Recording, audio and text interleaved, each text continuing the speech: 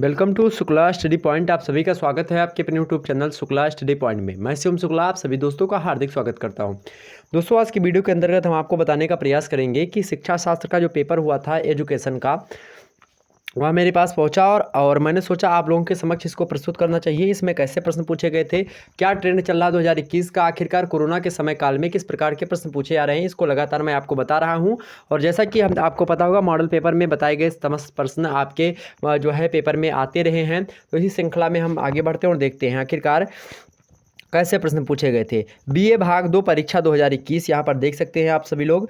BA भाग 2 मतलब कि बीए द्वितीय वर्ष यानी बीए सेकेंड ईयर परीक्षा जो हुई थी 2021 की परीक्षा है। BA part 2 examination 221। ओके, शिक्षा शास्त्र यानी एजुकेशन। समय आपको 1.5 घंटे का दिया गया था। पूर्णांक आपको 150 नंबर का दिया गया था। मैक्सिमम मार्क्स 150 नंबर के थे। टाइम्स आपको 30 आवर्स का दिया गया था। ओके, चलिए यहाँ पर नोट्स थोड़ा पढ़ते हैं। नोट में क्या लिखा हुआ था, नोट जरूर पढ़ेंगे आप जब भी कोई पेपर देने जाएं।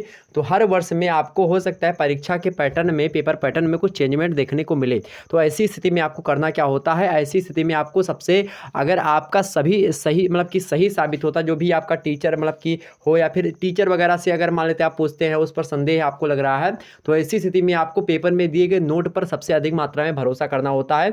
जिस तरीके से आपकी कॉपी या फिर पेपर जो मिलता है उसमें बताया जाता है, उसी प्रकार से आपको सेम करना होता है। मतलब कि यहाँ पर जो नोट दिया है इसको जरूर पढ़ें। जब भी कोई पेपर देने जाएं तो इसको जरूर पढ़ें। यहाँ पर लिखा है खंड आ एवं बा से दिए गए निर्देशों के अनुसार प्रश्नों के उत्तर दीजिए। लघु उत्तरीय प्रश्नों के उत्तर की जो अधिकतम सीमा है वह 150 शब्दों की है और दीर्घ उत्तरीय प्रश्नों की अधिकतम सीमा कितनी है, 350 शब्दों की। मतलब जो सेक्शन ए में जो प्रश्न दिए गए हैं वह लघु उत्तरीय हैं और सेक्शन बी में जो प्रश्न दिए गए हैं वह दीर्घ उत्तरीय हैं। और लघु उत्तरीय को आपको कितने शब्दों में लिखना है भाई, तो 150 शब्दों से अधिक नहीं होने चाहिए उत्तर। और जो आपके दीर्घ उत्तरीय हैं वह आपके 350 शब्दों से अधिक नहीं होने चाहिए। ठीक, ध्यान रखेंगे, कम हो जाए लेकिन उसमें उससे अधिक नहीं होनी चाहिए, यह बात बता रहा है। लेकिन जब भी बीए में आप कम लिखते हैं तो आपको नंबर कम मिलते हैं। यह बात एक प्रकार से परंपरागत रूप से चली आ रही है। तो ऐसी स्थिति में आपको 350 से लगभग जो है 30-20 शब्द अगर ज़्यादा लिख देंगे तो कोई दिक्कत की बात नहीं है। ठीक, कम ना हो जाता, बस ये ध्यान रखेंगे ताकि आपको नंबर ज़्यादा मिले। यहाँ पर नोट देखें, attempt questions of section A and section B, Angrezi वाले ध्यान देंगे। As directed the answer to short questions should not exceed 150 words and the answer to long question should not excited मतलब कि एक्सीटेड 350 वर्ड्स ईच। मतलब कह रहा है आपसे, जो हमने हिंदी में बताया वही सारी चीज़ें। अब यहाँ पर खंड आ जो कि अति लघु उत्तरीय मतलब कि जिससे लघु उत्तरीय प्रश्न पूछे जाने हैं, तो यह अलग अलग प्रकार के पेपर का पैटर्न होता है। अलग अलग विश्वविद्यालय अपने अपने हिसाब से उसको देते हैं, लेकिन प्रश्न जो होते हैं पेपर के सेम वही प्रश्न आते हैं। जैसे जो भी आपके पेपर का नाम होगा तो उस पेपर का नाम जो है, अगर उस पेपर के नाम से अगर आपसे प्रश्न पूछा जा रहा है तो सेम ही प्रश्न पूछे जाएंगे। यहाँ पर थोड़ा सा चेंज होगा, चूंकि यहाँ पर हमें लगता है ये जो है भारतीय शिक्षा का इतिहास और विकास नाम वाला पेपर है, इसलिए यहाँ पर ऐसे प्रश्न आपको देखने को मिल रहे होंगे। ठीक, जो कि हम लोग फर्स्ट ईयर में पढ़ के आए हैं बहुत सारे लोग। ठीक, देखें यहाँ पर, तो आप लोग देखें पेपर का नाम, जब भी आप कहीं पर पढ़ें तो पेपर के नाम को देख करके पढ़ें उसी के हिसाब से। ठीक, यहाँ पर शॉर्ट आंसर टाइप क्वेश्चंस, यहाँ पर नोट देखें, किन्हीं 5 प्रश्नों के उत्तर दीजिए। एक प्रश्न का नंबर कितना है, आपको 14 नंबर मिलेगा। एक प्रश्न करेंगे, इस प्रकार से आपको 70 नंबर सेक्शन ए से मिलने वाले हैं। अटेम्प्ट एनी 5 क्वेश्चन, आपको 5 प्रश्न करने हैं। पहला प्रश्न आपको दिया गया, वैदिक काल की शिक्षा के उद्देश्यों का वर्णन कीजिए। वैदिक काल की शिक्षा के उद्देश्यों का वर्णन कीजिए, यानी डिस्क्राइब द एम्स ऑफ वैदिक एजुकेशन, यानी जो वैदिक काल में शिक्षा थी उसका क्या उद्देश्य होता था, आखिरकार बच्चों को क्या बनाना होता था। नेक्स्ट प्रश्न आपसे पूछा गया था, हंटर आयोग के प्रमुख सुझावों को लिखिए। हंटर आयोग के प्रमुख सुझावों को लिखिए। Right the main recommendation of Hunter commission. Okay, आपसे यह प्रश्न पूछा गया, मोस्ट इंपॉर्टेंट है। इन सभी को लेकर के मैं आप सेपरेटली वीडियो आपके सामने चैप्टर वाइज आपको हर विषय वस्तु से संबंधित देने वाला हूँ। जैसे आप फर्स्ट ईयर में थे तो सेकंड ईयर में आए हैं, तो आपके लिए सेकंड ईयर के से संबंधित नए तरीके से नए पाठ्यक्रम पर आधारित आपके सामने चैप्टर 1 चैप्टर 2 इस प्रकार से आपके सामने जो है वीडियोस देने का प्रयास करूंगा लाइव फॉर्म में। और इसी प्रकार से भी ये थर्ड ईयर का, आप सेकंड ईयर में थे, थर्ड ईयर में गए तो उसके लिए भी प्रॉपरली वीडियो आएगी। अगर आप फर्स्ट ईयर में नए आए हैं तो आपके लिए भी, तो तीनों ईयर के लिए जल्दी आपके सामने आएगी। और जो व्यक्ति हमारे थर्ड ईयर के हैं, एमए में गए हैं, उनके लिए भी व्यवस्था मैं कर रहा हूँ जल्दी। ओके, चलिए आगे बढ़ते हैं। अगला प्रश्न, तीसरा नंबर प्रश्न दिया गया है, वुड डिस्पैच 1854 मतलब कि 1854 की मुख्य जो संस्तुतियां थी उनके बारे में बताना था। Give the main recommendation of would मतलब कि डिस्पैच जो 1854 में हुआ था उसके बारे में, वुड डिस्पैच की जो प्रमुख संस्तुतियां थी उसके बारे में हमको बताना था। रिकमेंडेशन मतलब कि जो सुझाव थे, सुझाव संस्तुति मतलब ये सब एक ही चीज़ें होती हैं। आगे देखते हैं, अगला प्रश्न आपको दिया गया था, बौद्ध प्रणाली में पवज्जा जो संस्कार होता है उसका वर्णन आपको करना है। बौद्ध प्रणाली में या बौद्ध धर्म में जो पवज्जा संस्कार होता है उसका वर्णन करना है हमको। डिस्क्राइब द पवज्जा संस्कार इन बौद्धिस्ट सिस्टम। ओके, यह भी मोस्ट इंपॉर्टेंट था, या फर्स्ट ईयर में हमने आपको पढ़ाया होगा ऑब्जेक्टिव फॉर्म में। ठीक, तो अगर आपका भी पेपर जो है या हिंदी मतलब कि एक प्रकार से भारतीय शिक्षा का इतिहास एवं विकास, इसी पेपर से शायद यह प्रश्न बन रहे हैं। ठीक, ध्यान रखेंगे। 5वां नंबर प्रश्न देखेंगे, सार्जेंट योजना के उद्देश्यों का उल्लेख कीजिए। Discuss the AIIMS of sergeant plans मतलब सार्जेंट प्लान का जो सार्जेंट उद्देश्य था या सार्जेंट जो योजना थी उसका क्या उद्देश्य था। नेक्स्ट प्रश्न आपके लिए इंपॉर्टेंट था, पूछा गया था एग्जाम्स में कि संगणक, जिसको कंप्यूटर के नाम से हम जानते हैं, पहले संगणक हम इसको कहा करते थे। संगणक की विशेषताओं मतलब संगणक मतलब होता है गणना करने वाला। ठीक, तो संगणक यानी कंप्यूटर की विशेषताओं का उल्लेख कीजिए, अभी मोस्ट इंपॉर्टेंट है। Mention the characteristics of computers. Okay, आगे देखते हैं। अगला प्रश्न आपके लिए इंपॉर्टेंट है, 7वां नंबर, श्रव्य दृश्य तकनीकी से आप क्या समझते हैं। श्रव्य दृश्य तकनीकी से आप क्या समझते हैं। शिक्षा में नवाचार एवं नवीनता, शिक्षा में नवाचार एवं नवीनता इस पेपर का नाम, मतलब कि पेपर 1, 2 इन सभी को समाहित करके बनाया गया है पेपर। ठीक, ध्यान रखेंगे। तो मतलब इसमें पेपर 1 भी शामिल है, पेपर 2 भी शामिल है, ध्यान रखेंगे इस बात को। यहाँ पर श्रव्य दृश्य तकनीक जो आ गया आपका, या शिक्षा में नवाचार एवं नवीनता को का द्योतक है जो आपका पेपर का नाम है। ठीक, इनोवेशन इन एजुकेशन, तो उससे ये प्रश्न बन रहे हैं। ठीक, श्रव्य दृश्य तकनीकों से आप क्या समझते हैं। What do you understand by audio visual technology. Okay, या इंपॉर्टेंट प्रश्न था। अगला प्रश्न 8वां नंबर दिया गया था, व्यक्तिक अनुदेशन प्रणाली, व्यक्तिक अनुदेशन प्रणाली पर संक्षिप्त टिप्पणी लिखिए, यानी अंग्रेजी वालों ध्यान से सुने।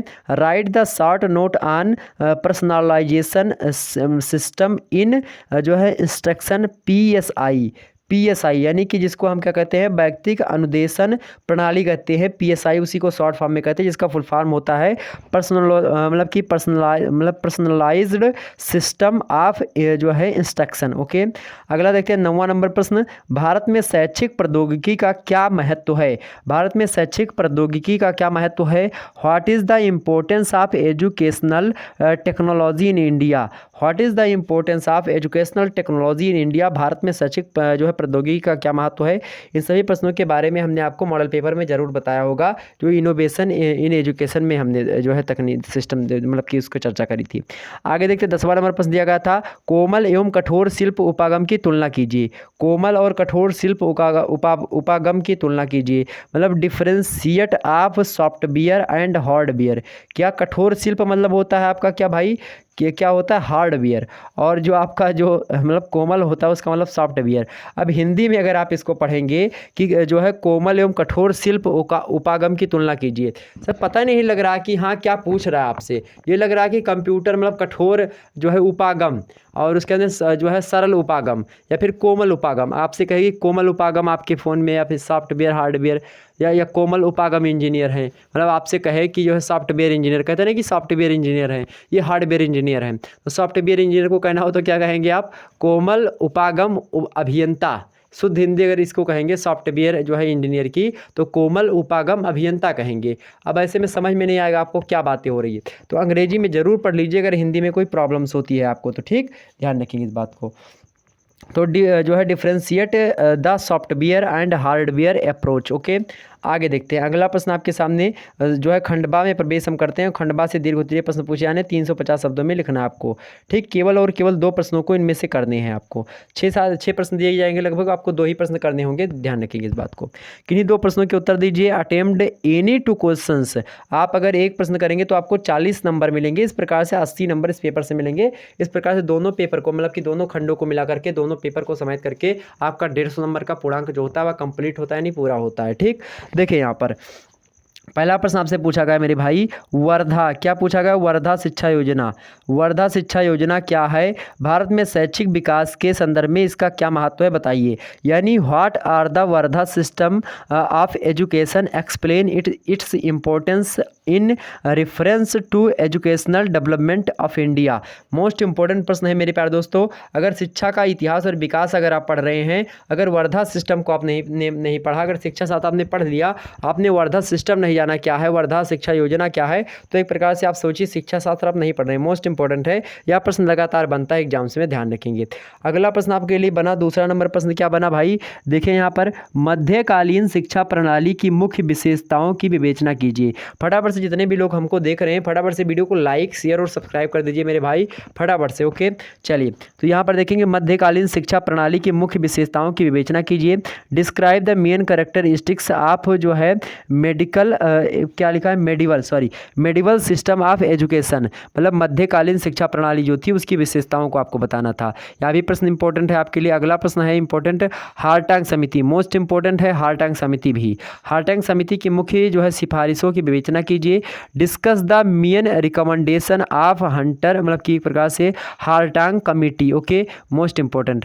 अगला देखते हैं, अगला प्रश्न आपसे पूछा गया था, शैक्षिक तकनीकी से आप क्या समझते हैं? क्या पूछा गया? शैक्षिक तकनीकी से आप क्या समझते हैं और इसके विभिन्न उपागमों एवं महत्वों का वर्णन कीजिए। मोस्ट इंपॉर्टेंट प्रश्न। अंग्रेजी वालों सुने, what do you understand by educational जो है technology, describe its different approaches, मतलब डिफरेंट अप्रोचेज एंड जो है यूटिलिटी। ओके, आपसे पूछा गया जो शैक्षिक तकनीकी होती है उससे आप क्या समझते हैं, क्या जानते हैं आप उसके बारे में, और उसके जो विभिन्न उपागम हैं और उसके महत्व क्या है, इन दोनों के बारे में आपको वर्णन करना था, यानी बताना था।